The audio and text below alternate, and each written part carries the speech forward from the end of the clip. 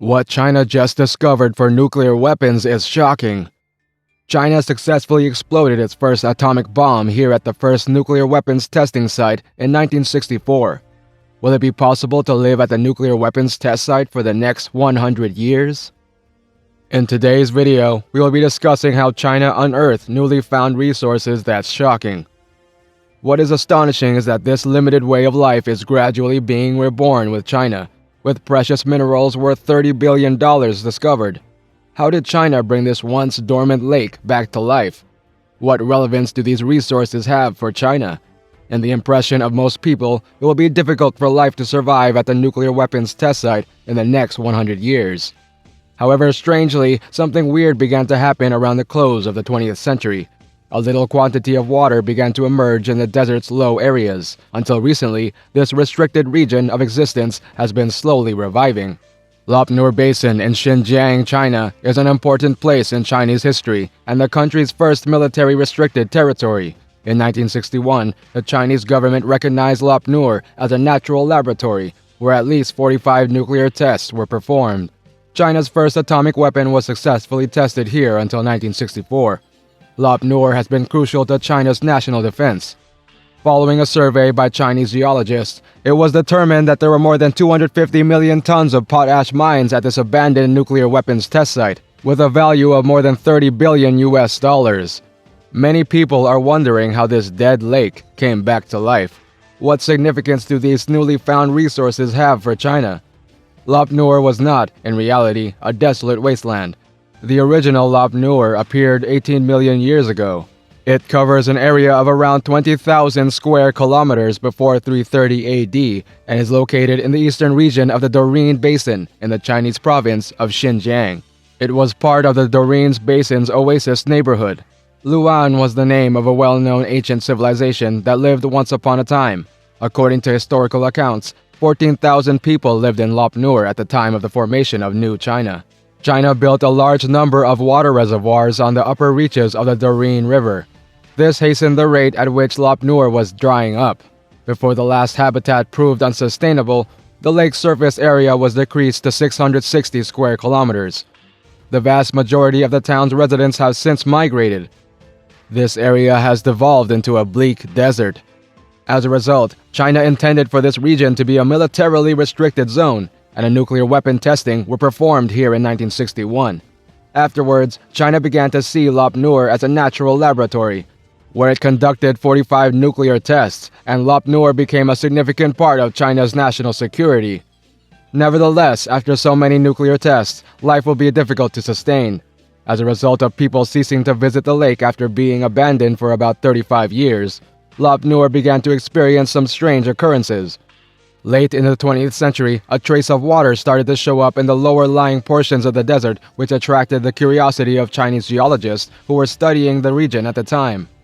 Hence, in 1996, Chinese geologists formed an expert group and began study on Lop The Lop area is experiencing a very humid period, according to climatologists' conclusions from field studies and research conducted in the region. Once the water levels in the subterranean automobile caverns reached their maximum capacity, the increased precipitation in the region resulted in an increase in the amount of groundwater in Lop The excess water will seep out of the soil and into the dry lakes, slowly filling them with water. As a result, Chinese geologists began investigating the possibility of enormous potash deposits hidden deep down near Lop It was later determined that the reserves of these potash mines were 250 million tons, with an estimated value of more than $30 billion US, Lop sake. Despite the fact that they have been abandoned for decades, the product is undoubtedly of high quality. If China is successful in mining here, the resulting potash will be processed into potash fertilizers that will be employed in agricultural production. As a result, China expects to invest $2.5 billion over the next 10 years in developing it here. While some may question the authenticity of Lop China aims to build a large fertilizer processing factory in this site. This location was originally utilized for nuclear weapons testing. If an atomic bomb detonated nearby, would humans be able to continue to exploit the area's resources? Despite the fact that the radioactive radiation emitted by the detonation of an atomic bomb is extremely potent, it enters the half-life phase very quickly and begins to decay along with it.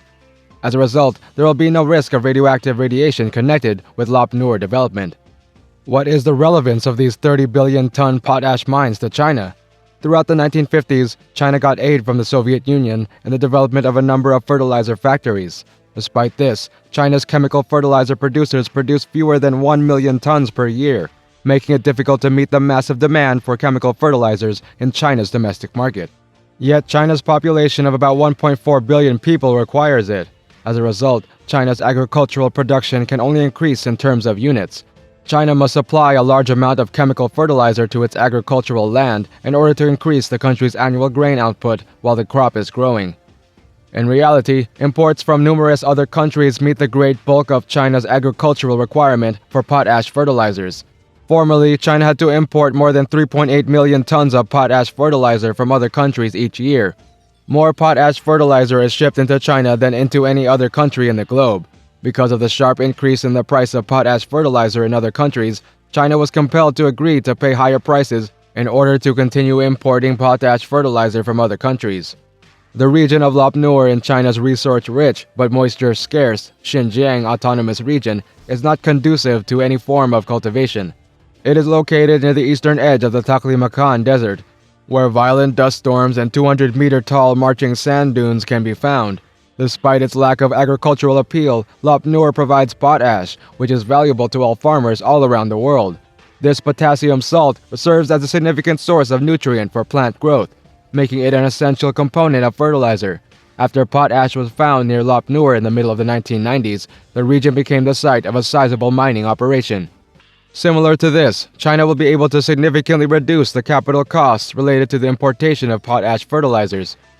China must decide whether to build this facility close to the potash mining project or not. As a result, Lop Nur has developed into the world's most significant base for the manufacture of potash fertilizer with a lot of hard work over a long period of time. The Lop Nur potash mine project is slated to be constructed in full and put into operation in 2020. According to the proposal, this project would produce more than 1.5 million tons of potash fertilizer per year, which may satisfy 45% of China's domestic demand. As a result, there is a considerable decrease in the degree to which China's requirement for potash fertilizer is directly at odds with itself. The Go-Mud potash mine is expected to be replaced by the Lop Nur potash mine by 2030, as it continues to expand. The mine is China's most significant potash production hub. The growth of China's core agricultural practices will go more easily if potassium salts are transformed into potash fertilizers. China's per-person grain production has risen to 483 kilograms at the moment. This is far greater than the recommended international limit of 400 kilograms per person. The building of the Lapen potash mine will lead to an increase in China's agricultural productivity, which in turn will lead to an increase in China's overall standard of living. The remote Lop Nur region, on the edge of China's biggest desert, the Taklamakan, used to be dead and desolate. It is now starting to come to life as a result of the creation of potassium fertilizer that is water-soluble. Although previous potash products' coarse particles prevented them from being used in drip irrigation, potassium is essential for crop growth.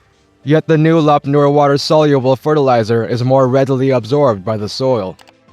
That's all. Thank you for watching. Do not forget to like and subscribe to our channel and ring the bell icon to get more videos.